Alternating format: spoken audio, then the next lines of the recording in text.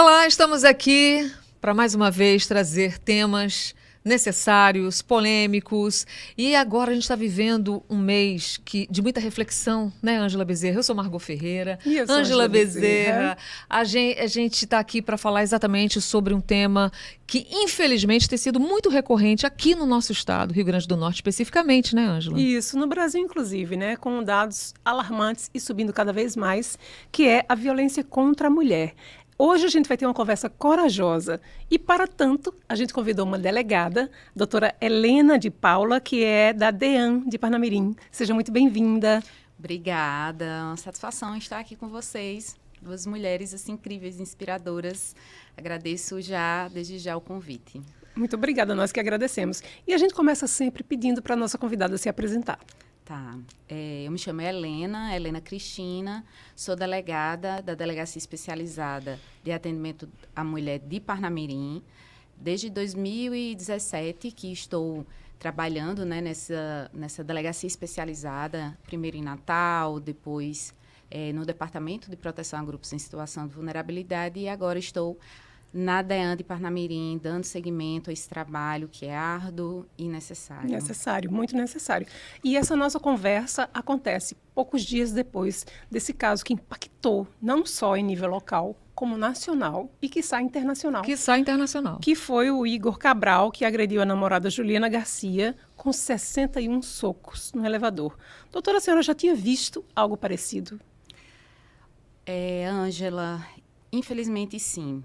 Às vezes nós pensamos que essas situações acabam ganhando uma grande repercussão na mídia, porque a sociedade acho que tampa os olhos, acredita que isso não acontece. Isso é mais comum, infelizmente, do que as pessoas imaginam. É o nosso dia a dia, esse tipo de violência. E tem aquela violência que nem fica marcas, né? E o que é que nós percebemos desse caso absurdo que aconteceu aqui em Ponta Negra e que foi algo que repercutiu nacionalmente. Essa vítima, ela teve a violência dela filmada.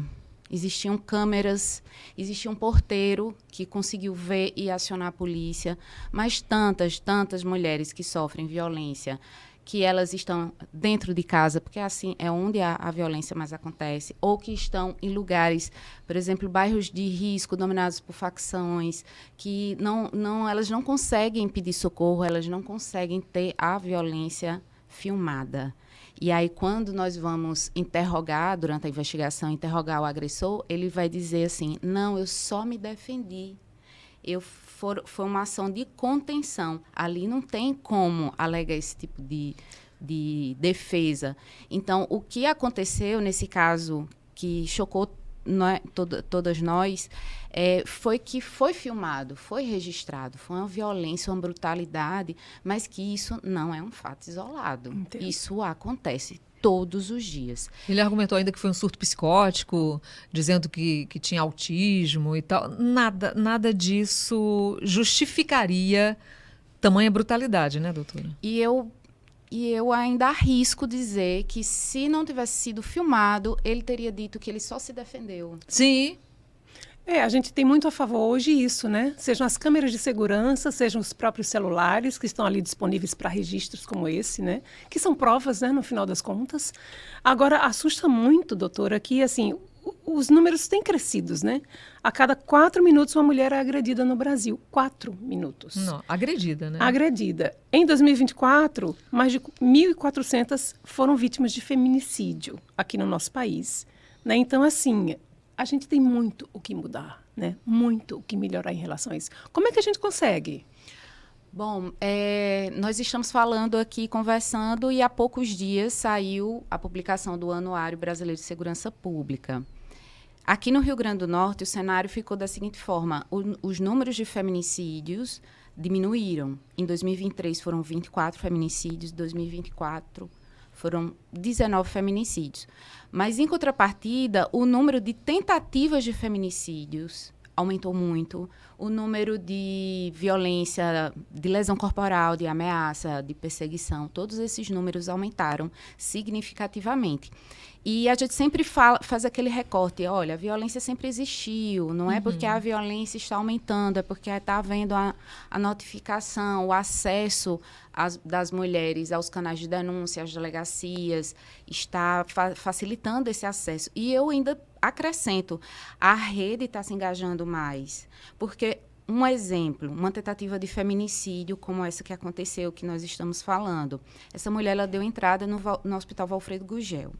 Existem muitos casos que dão entrada em hospitais com pauladas, facadas, com uma situação de tentativa de feminicídio, que às vezes ficariam subnotificados se aquela unidade de saúde não informa as autoridades. E isso é um movimento que a própria saúde está fazendo isso. Então, a rede está Porque não é obrigatório hoje a rede de saúde denunciar, sim, informar a polícia?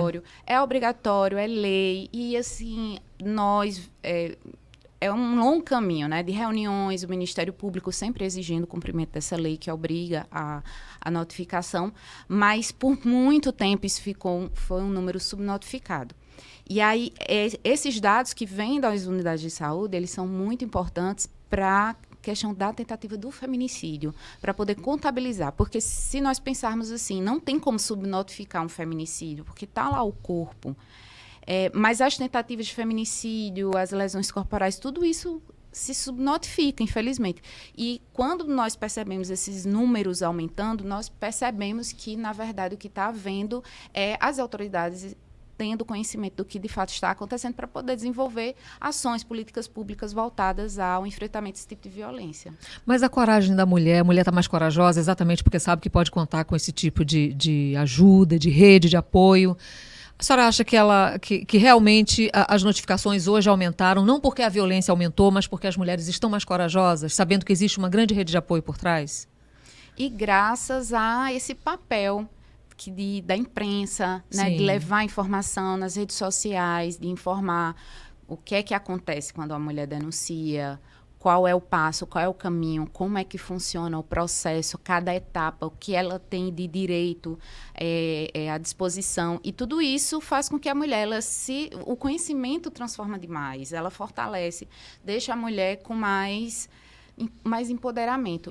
E quando a gente pensa numa denúncia, sobre o trabalho, né, da delegacia, quando a gente pensa numa denúncia, muitas mulheres elas procuram a delegacia nessa coragem, nessa força, mas que, infelizmente, a sociedade ela ainda não fala de forma muito demagógica.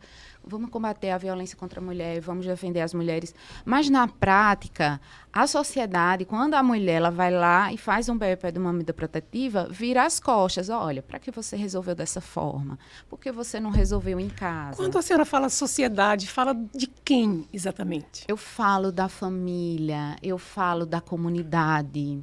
Eu falo das pessoas que vão julgar aquela mulher porque ela não foi virtuosa, porque ela não perdoou, sabe? Então, a mulher, eu digo sempre, quando ela está saindo, dobrando a esquina da delegacia, ela já está, será que eu fiz a coisa certa? E falo isso porque existe um número muito grande de desistências. As mulheres vão, fazem o pedido de medida protetiva, depois voltam e dizem, não, eu quero desistir da medida protetiva. Se elas querem desistir da medida protetiva porque agora elas estão se sentindo seguras, ok. Mas se elas procuram a delegacia logo em seguida para desistir, é porque vários fatores, aquela coragem inicial, ela... Na verdade, quando a mulher vai numa delegacia, primeiro, é uma pessoa muito fragilizada. Ela está com a autoestima lá embaixo, ela está com uma vida destroçada, já tem um humilhada, violentada.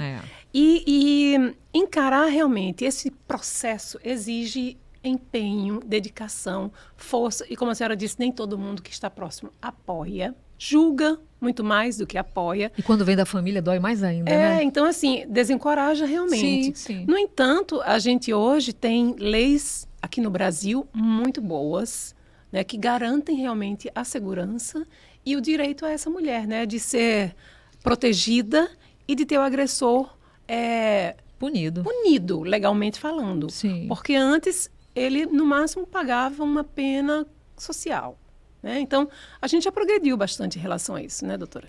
Nós temos uma das melhores leis do mundo de proteção à mulher. E cada vez mais, cada ano vem se intensificando esses direitos. Como, por exemplo, principalmente o pós-denúncia. Nós pensamos na denúncia, em facilitar a denúncia, mas o pós-denúncia também é muito importante.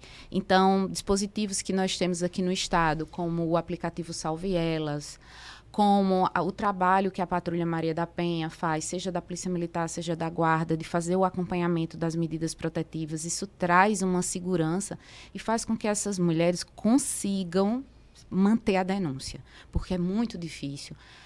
Existe um julgamento muito grande, as pessoas acham que não tem, eu digo assim, falta, não sei, paciência das pessoas de entender, de ter empatia por aquela mulher que está em uma situação de violência, de entender que aquilo que ela precisa de ajuda, que seja de uma ajuda emocional, psicológica.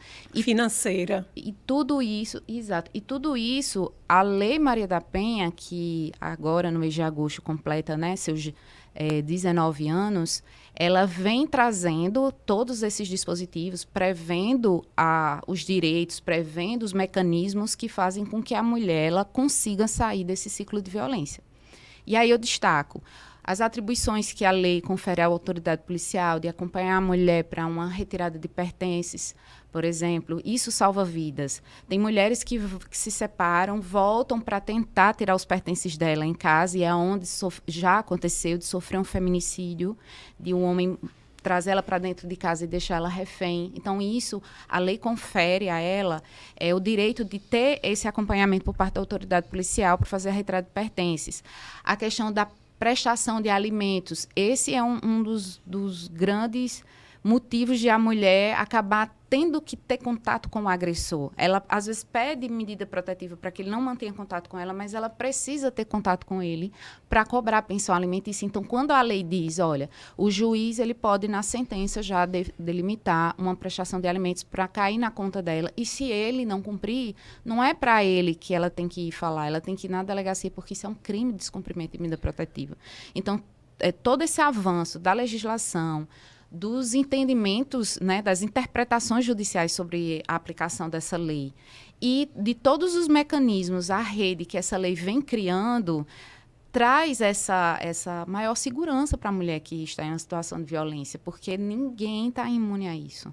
Nenhuma de nós três está imune a sofrer violência doméstica em razão do nosso E há também gênero. um estigma da sociedade que isso só acontece com mulheres de baixa renda, na periferia. Que nada. Né? A gente vê casos na alta sociedade, na classe média. Quer dizer, na alta sociedade é até mais escondido. E aí, exatamente, escondido, né? porque... Para preservar a imagem, né? Que são Isso. pessoas públicas, muitas vezes. Exatamente. E elas silenciam. Eu conheço um caso que a mulher teve que fugir e foi embora de Natal, porque, parecido com a moça que também foi agredida pelo dentista, que ela planejou a fuga dela, porque ela não aguentava mais e ela também não tinha coragem de denunciar. Então, é bem complicado Pegando mesmo. um pouco de carona nessa história, hoje temos leis que nos protegem, né? Mas até bem pouco tempo existia a Lei da Honra de 1930, 1940. Quem leu Gabriela, de Jorge Amado, lembra da história do coronel que lavou a honra com sangue, matando a mulher e o amante da mulher, né? Então, geralmente se refere à tese de legítima defesa da honra utilizada em casos de feminicídio e agressões contra mulheres para justificar a ação do agressor. Essa tese, utilizada como argumento para absolver réus, é inconstitucional e foi recentemente, não diz aqui a data, mas foi recentemente proibida pelo STF em casos de feminicídio. Ou seja, o feminicida ele era respaldado pela justiça brasileira até bem pouco tempo atrás. E aí a gente corta para uma sociedade patriarcal e machista, que obviamente tem essa como base, né? Como base, lógico, esse tipo de atitude respaldada pela lei, né?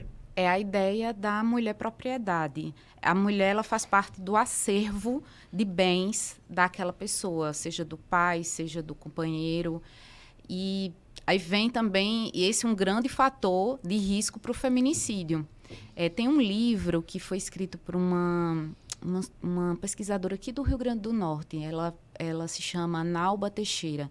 Ela escreveu um livro, Nunca Você Sem Mim, analisando uns casos da década de 90 de feminicídios, que na época não se chamava feminicídio, era homicídio de mulheres, seguidos de suicídio. Então, o que é que ela percebeu? Nesses casos, não tinha aquela... começava com xingamento, violência psicológica, depois um tapa. Não tinha isso. Era uma violência bem silenciosa. E eram normalmente 2 fatores: o ciúme excessivo, o controle e o inconformismo com o fim do relacionamento. Então, se isso você... por parte do homem. Por parte do homem. Então, se a mulher, ela faz parte daquele acervo, né? Eu tenho ela como um objeto. E eu tenho aquele controle, eu tenho aquele ciúme excessivo. Mas aquele objeto sai da minha esfera porque a mulher decide romper o relacionamento. Olha, se não for minha, não vai ser de mais ninguém. E se é meu, de minha propriedade, eu posso destruir. E acabam cometendo esses feminicídios. Inclusive, isso está na fala deles, né? Ainda hoje. Sem você, se não ficar comigo, não ficará com mais ninguém, né? É uma das falas que reveladoras, né? Refletem o controle, né? Sim. O controle e a ameaça sobre de a morte, mulher. né? E aí vem o suicídio não ligado à saúde mental da pessoa, mas naquela ideia, perdi meu objeto amado, como é que eu vou viver com ele? Vou me juntar a ele. Então, é um livro muito denso, porque traz histórias reais. Lá em Parnamirim, nós tivemos um caso que também foi muito triste, porque essa vítima ela tinha medidas protetivas. No ano de 2020 para 2025, ocorreram 5 feminicídios em Parnamirim.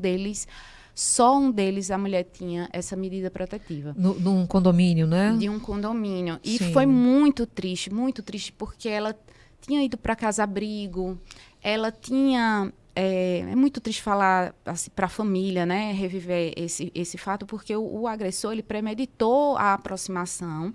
E esse caso não havia nenhuma violência física anterior. Ele tinha muito ciúme dela, ele tinha ciúme do cabelo dela. Ele não deixava ela ir de cabelo solto para o trabalho. Então, era um controle, um ciúme, que aí desembocou nesse feminicídio, que foi muito triste. Aliás, o ciúme é sempre a desculpa, né? Agora, falando em lei, né, eu acho que é importante destacar aqui as leis, porque não é só uma. A Lei Maria da Penha, realmente, ela é muito importante e é um divisor de águas. Sem dúvida. Né? Ela é de 2006. Mas tem também a Lei do Feminicídio, que é de 2015. Quer dizer, só aí, em 2015, o assassinato de mulheres por serem mulheres foi considerado crime, né? A Lei da Importunação Sexual, que também é de 2018, que criminaliza atos com toques sem consentimento, que é também uma outra evolução, né, que tivemos. E a Lei 14.550 de 2023, que permite à autoridade policial afaste o agressor do lar imediatamente, sem necessidade de ordem judicial. E a Lei Carolina Dickmann também, né, de violência virtual. Que também é outro crime. Então, assim, a gente está bem protegidas, considero. Agora, há realmente muito que melhorar nessa rede, né, de apoio à mulher, mas que já temos aí uma segurança jurídica e também efetiva, né, pensando nas delegacias, nas secretarias da mulher, na casa de abrigo, no centro de referência para acolher. Então, assim, há várias portas que se abrem para essa mulher que está em situação de violência, né, doutora? Essa evolução da legislação é muito importante e ainda precisa de algumas correções. A lei do feminicídio, que foi de 2015, né, que trouxe essa qualificadora, o crime se torna mais grave se o homicídio, né, a morte, matar alguém foi em razão do sexo feminino, que já houve já teve esse problema de chamar sexo feminino, porque não colocou gênero. Por muito tempo a interpretação ficou ali afastando, por exemplo, mulheres travestis, trans, porque a lei falava sexo. Então, pensava em algo, já vem aquela discussão sobre gênero desde 2015. E ano passado, em 2024, a pena do feminicídio aumentou para, no máximo, 40 anos. Então, foi também uma mudança recente com a finalidade de reprimir de forma mais dura a morte de mulheres. Várias outras legislações, como você citou, de importunação sexual, que foi em 2018, não só da importunação, teve a de divulgação de cena de nudez, que isso era tratado como uma mera difamação e hoje é um crime com reclusão de 2 a 8 anos. Então, é um crime grave você fazer a chamada vingança pornográfica. A lei Carolina Dickmann, que traz essa questão de invadir, de hackear o celular, né, os dispositivos informáticos da mulher. Então, o que nós estamos presenciando são evoluções legislativas com a finalidade de proteger mais as mulheres. E é preciso que essas leis sejam efetivas, né, e que exista toda uma rede, a criação de uma rede. Eu sempre falo muito que não adianta pensar isoladamente na delegacia. É preciso ter uma rede forte, é preciso ter um amparo psicológico, por exemplo. Essa mulher que sai da delegacia, ela sai, eu creio que com aquele sentimento, e agora? Né? Então, ela precisa de esse apoio e tudo isso envolve políticas públicas, sensibilização dos nossos governantes para que eles criem esses instrumentos, para que a mulher denuncie e mantenha a denúncia. Existe um sinal de alerta? Assim, um gatilhozinho que a mulher comece a pensar, não, tem alguma coisa errada nesse meu relacionamento.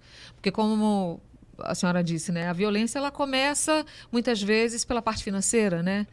A violência patrimonial, existe a violência patrimonial, a psicológica, enfim. Qual é a primeira violência? Qual seria o sinal de alerta para essa mulher? Margot, muito interessante o quanto varia de mulher para mulher. De cada mulher. Tem mulher que passa uma vida sofrendo violência, mas no dia que ela recebe uma injúria, quando ele a desqualifica ou acusa de traição, ela diz, isso eu não aceito. Aí vai à delegacia. Olha. Então, cada mulher tem seu momento. E o que a gente jamais deve dizer é, por que você demorou tanto a procurar a delegacia? Porque cada uma tem o seu momento. Cada uma vai ter esse gatilho, vai ter esse estalo, né? E a gente não consegue dizer, olha, o passo a passo vai ser esse. Quando chegar nesse momento aqui, aí você vai denunciar. Não.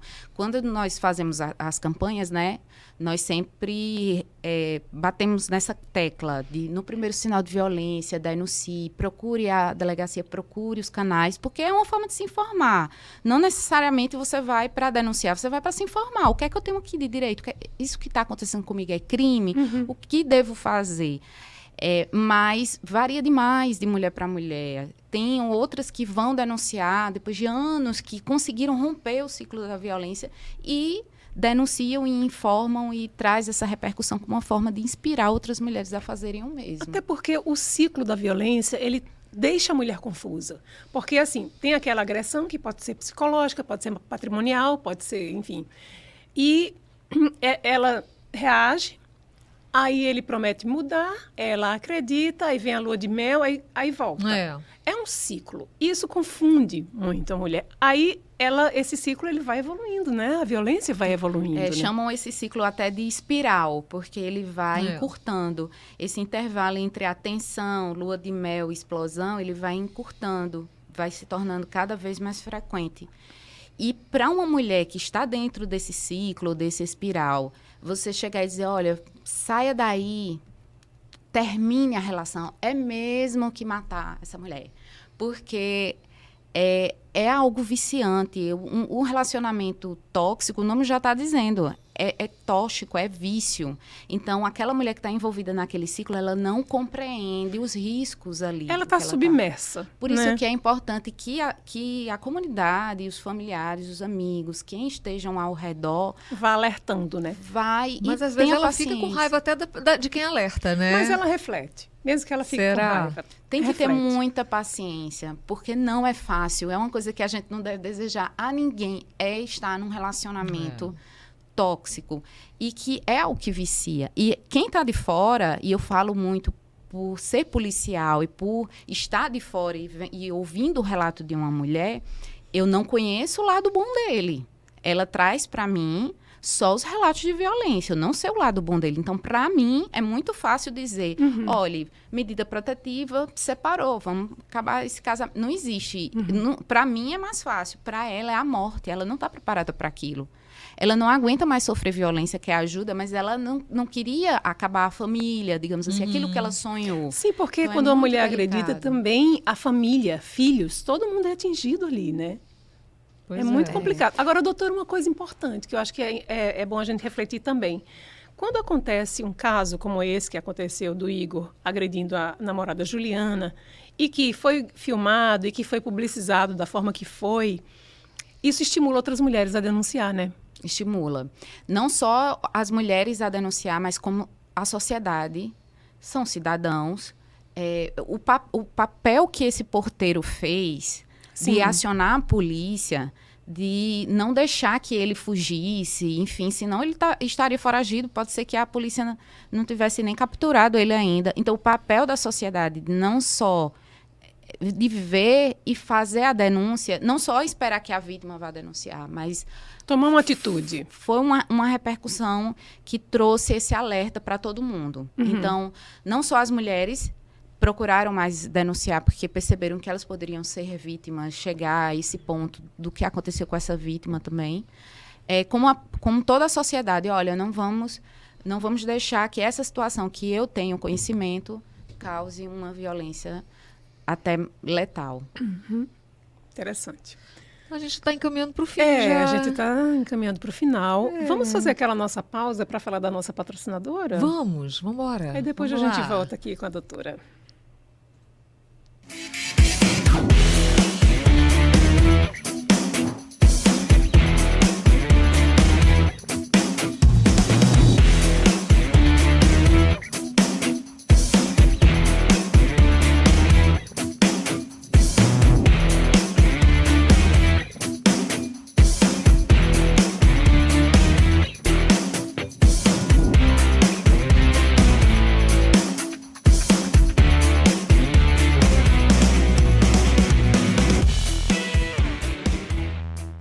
Então, essa é a nossa patrocinadora, a Nova Academia, a nossa apoiadora.